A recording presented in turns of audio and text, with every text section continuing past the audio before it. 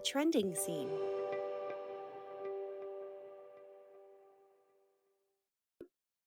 Hey guys, it's Jennie with the WOLEK Group, Keller Williams Realty here in Tulsa. And Neil Dieterle with Indie Interiors. Welcome back to the Tulsa podcast. Today we are talking about things trending in Tulsa, and we have been talking about in this month of February, sharing the love, and the way we're doing that is talking about volunteerism. So I want Neil to go ahead and introduce our guest here. How are you?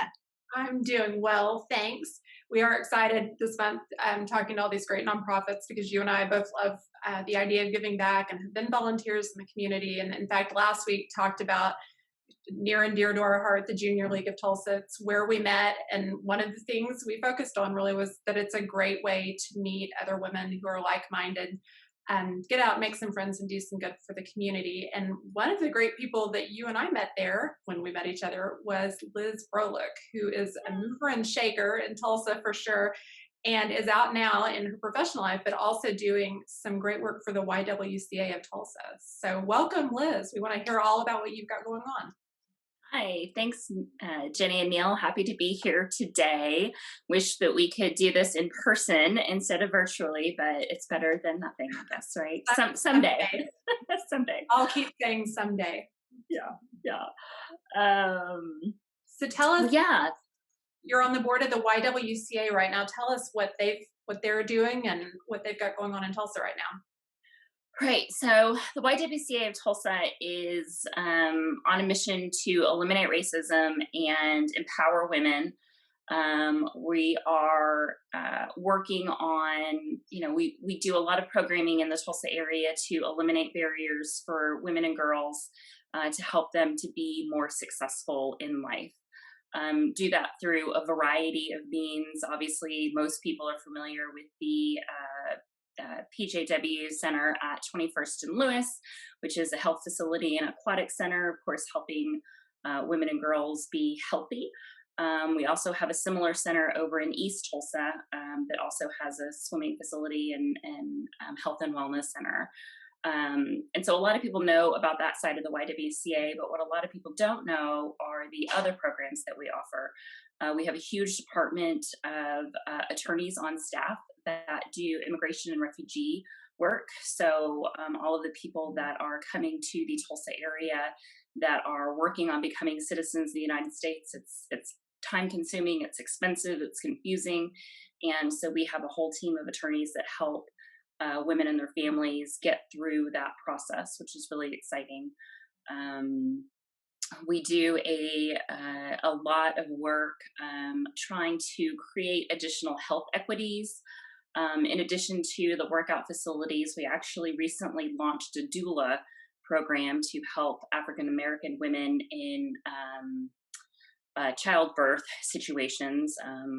I don't know the statistics, but unfortunately, African American women face a lot more hurdles in childbirth than women that are not of color. And the doula program is a great program that helps them be advocates for themselves in the childbirthing process. And that actually took off so well. It is its own initiative outside of the YWCA that it worked so well and so quickly. So we're really excited about that program.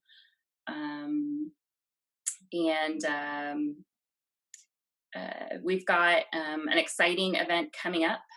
The YWCA partnered with the Mayor's Commission on the Status of Women 4 or 5 years ago, and we co-host an event called the Pinnacle Awards, where we highlight 8 amazing women from different community categories, and then one corporate organization that all do great work to help promote women in the Tulsa area. So we've got that event coming up in April. That is so exciting, and I love that you are so focused and determined to give back to our community this way. Do you guys, through this last year with COVID and the new ways that we've had to adjust our volunteerism, how are you guys still staying connected and purposeful with your mission there at the YWCA? It's definitely been a challenging time. For sure, the health and wellness facilities had to close completely for a pretty significant amount of time. We've had to make a lot of adjustments on what that looks like.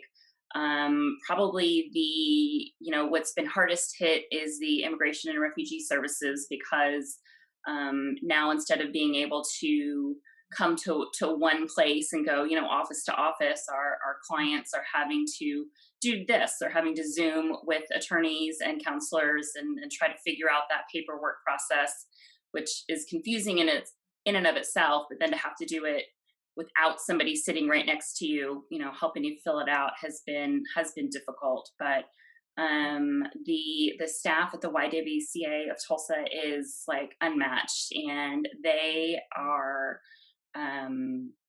rallied together right when this all started happening and figured out what our protocols were going to be and how we were going to continue to serve the community. We did have to do a little bit of shifting, and instead of doing some of the health and wellness stuff, we shifted those.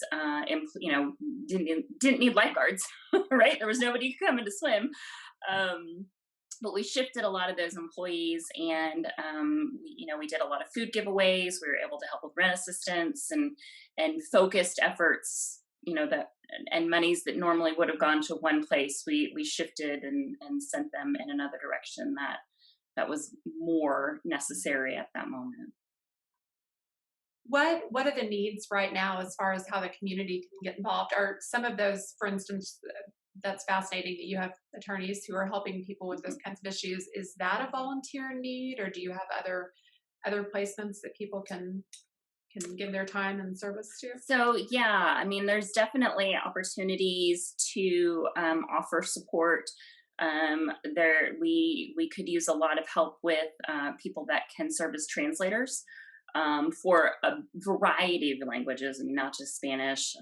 There's a very large Burmese population, and we've got Asian people, and all different kinds of languages. So anybody that has any language expertise, really anybody that is passionate about helping all women be their best, and helping move women and their families forward is a great volunteer for us. We'll find a place for you, I promise.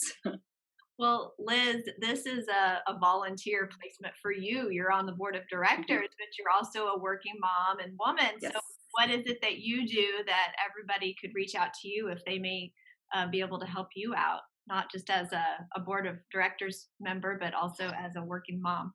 Sure. So I am the CEO at Switchgear Search and Recruiting. We are a locally owned, women-owned headhunting firm. We companies hire us when they need to find someone with a very specific set of skills to come to work for their organization.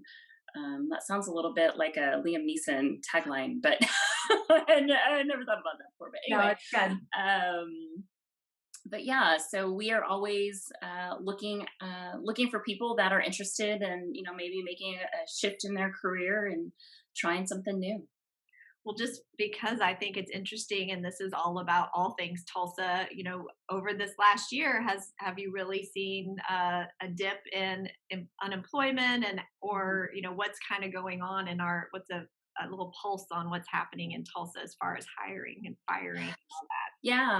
Yeah, absolutely. I mean, it definitely slowed down. I think that, certainly right at the beginning of the pandemic, everybody panicked and froze, and nobody was doing much of anything. It has started to shift. I think that as people started, towards the end of the summer, beginning of winter, people, I think, were starting to realize, like, okay, this is normal now. This is what we got. So, let's start moving forward. We started seeing more and more companies like, okay, let's start filling these positions again and creating new spaces. I think the common misconception is, when you hear the unemployment numbers are so high nationwide and in Tulsa for sure, a lot of people make some assumptions that, oh, okay, well, if I need a civil engineer, it's going to be super easy to find because look at these high unemployment numbers. And the reality is unfortunately, those high unemployment numbers are are heavily skewed in one area. You know, it's hospitality, retail, the industries that were hardest hit at the beginning and just haven't picked back up yet. So um, there are definitely a lot of good people out there still looking for work, but there are also a lot of really skilled employees that haven't been looking for work that might be thinking about making changes now that things have settled out a little bit. For sure. If they do, you're certainly a great person to call, and we'd love to put your information out there if people want to contact you for Yeah, additional needs. And also, we want to put the information out for the YWCA so we can maybe help you gain some volunteers. And certainly, you need funding, and that's always top of mind for absolutely. nonprofits. Yep. Yes, All for right. sure. Well, Liz, how can people best get in touch with you if they want to reach out on any of those topics? Yeah, the easiest way to reach me is through email. It's Liz, Liz, at switchgearrecruiting.com. I know it's one giant word, but it's makes a lot of sense when you're typing it out, but yeah, it's a big one. Switchgearrecruiting.com. Awesome. Well, we're so happy to see you. And next time it'll have to be in person with hugs. Yes, absolutely. That sounds great. Thanks for chatting with us. All right. Liz. All right. Thank you. Bye. Bye. Hey, that was great learning so much about more opportunities in the Tulsa community to give back. We've had a great February so far, learning about some new places and some new ideas.